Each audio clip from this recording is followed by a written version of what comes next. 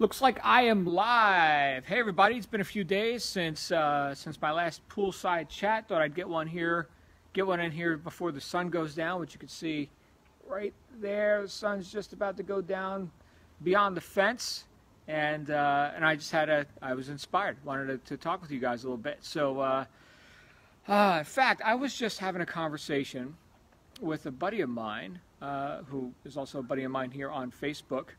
And brilliant pianist, right? Pianist is the word, pianist. And and he's out in L.A. And he just, man, this guy can play. Amazing stuff. So we were talking about some of the different ways that he could continue to build his, his music business. In fact, let me say this: he's one of the most successful musicians that I personally know. I know a lot of people in the music world are, the starving artist syndrome. Well, this guy has really put some effort and thought into his art, into his craft. Hey, Brent. Hey, Jay. Good to see you guys. Glad you're joining us here. And so we were just kicking around some ideas on ways that he could continue to build, like, the business side of his art. And it reminded me of something that I think is appropriate for everybody, whether whatever kind of business you're in. Or even, I suppose, even if you're looking to make advances at a job, like if you work a job or something, and that is this idea that you miss every shot you don't take.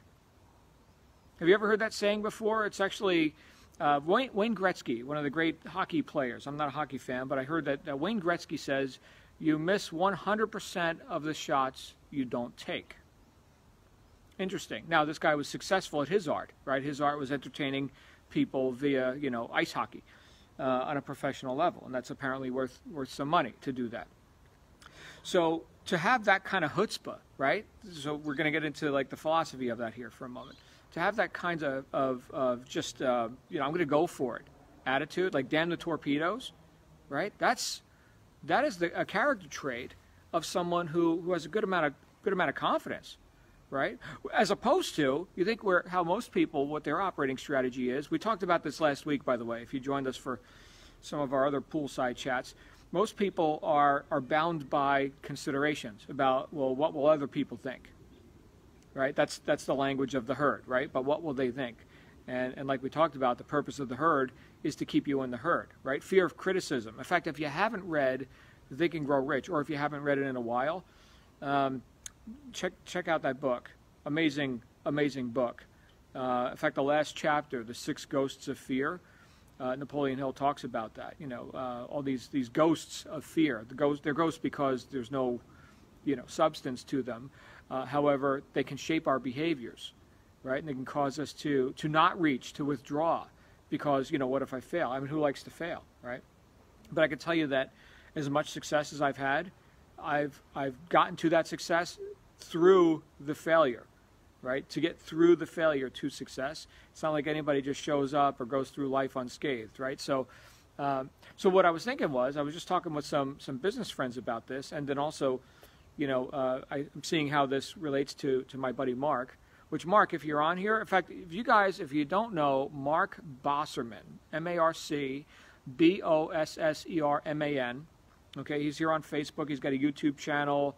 I don't know if he's doing Instagram or whatever else. I should probably do Instagram eventually. But Mark Bosserman, just check out his YouTube stuff. So a little shout out to you, Mark. Not sure if you're seeing this or if you'll see a recording or whatever.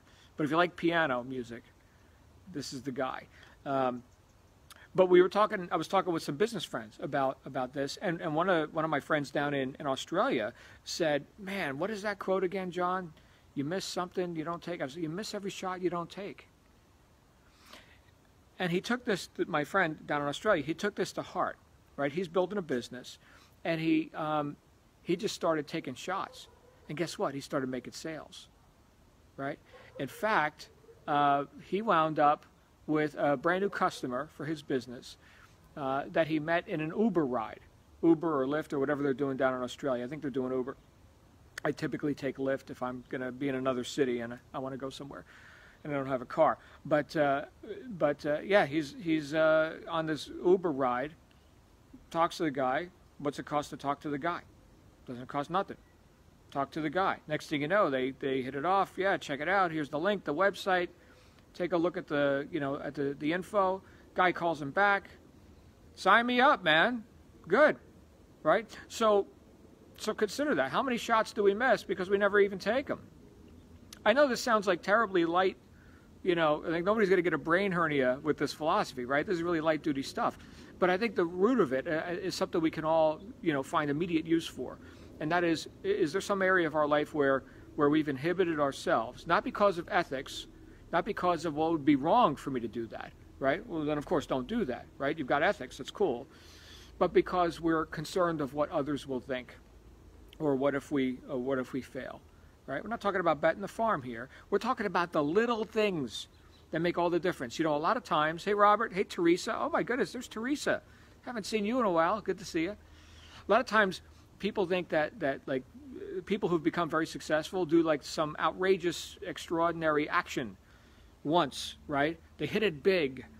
No. It's the little actions that we do consistently which bring the fruit, right? Hey Robert, good to see you. It's those little actions, common actions. In fact, I remember somebody asking me, a bunch of people have asked me this, in fact, but I remember years ago when I was working with a company where I was the top earner, right? The #1 producer in the whole company, myself and my wife Shannon. And they asked me, how do you become the top earner?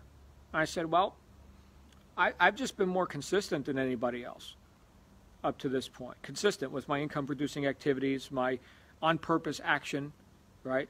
My delivering of my intention and my communication into the marketplace. I've just been more consistent than anybody else up to this point. And I suppose if somebody was more consistent than me, then they'd be the top earner, right? But it wasn't, I think the person was looking for like the magic elixir. Hey, John, what's the one thing I could do, right? The one thing is do everything and be consistent, right? Do everything that you know to do to move yourself in the direction of your goals, and then develop a habit of consistency around those things. That's the one thing you can do. Does that sound profound, or does that sound too simple?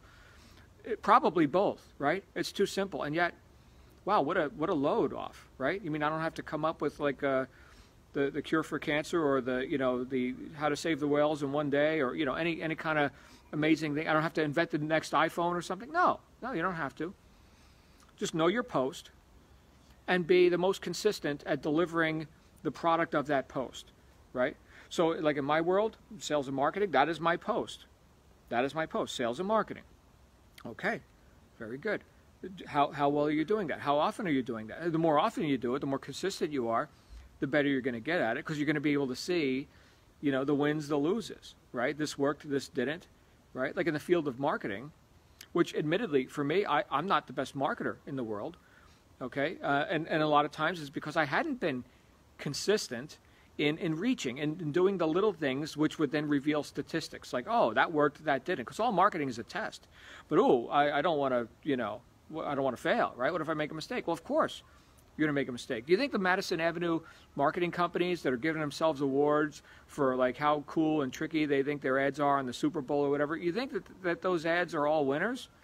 Of course they're not. There was actually a survey. I know I'm kind of far afield of the main point here right now, but there was a survey of people, this was going back years and years, about do you know the commercial with the rabbit that bangs on the bass drum? You know that commercial? Any of you guys know that commercial? There's a rabbit, I think it's a pink rabbit, and it's like a mechanical little thing, and it runs around banging on a bass drum, like a marching band style bass drum. And people were asked, you know about that commercial? Oh yeah, I've seen that commercial. Yeah, the rabbit. They say, what battery company are they advertising? And like half the people got it wrong. Right. Aaron says Energize. Yeah, it's Energizer, right? Energized for life, right? And there's a little bunny. Keep going. He's still going, right? He's banging on the drum, the little mechanical rabbit. Yeah, well, half the people couldn't name Energizer, which is a subsidiary of Everready, I think, right? So, but think about that. So here's this great commercial. Everybody awarded themselves. Look at us. We're so great. We got a mechanical bunny. Everybody remembers a bunny. Nobody remembers which product they're supposed to buy. Where am I even going with this? I don't know, guys, but I just wanted to share a little bit with you here today. Anyway, it's good to see you. If you're watching this live on Facebook, if you're seeing me on a recording on YouTube or whatever, good to see you too, even though you're not here with me live right now. You're here with me in spirit. I am going to I am going to be putting out something big over the next week having to do with productivity and reaching goals. And it's going to be for everybody. And it's going to be a free webinar. So keep your eyes peeled for that. If you're on any of my email lists, then you'll definitely be getting access to that. But it's something that I got an idea for a couple weeks ago, right after New Year's.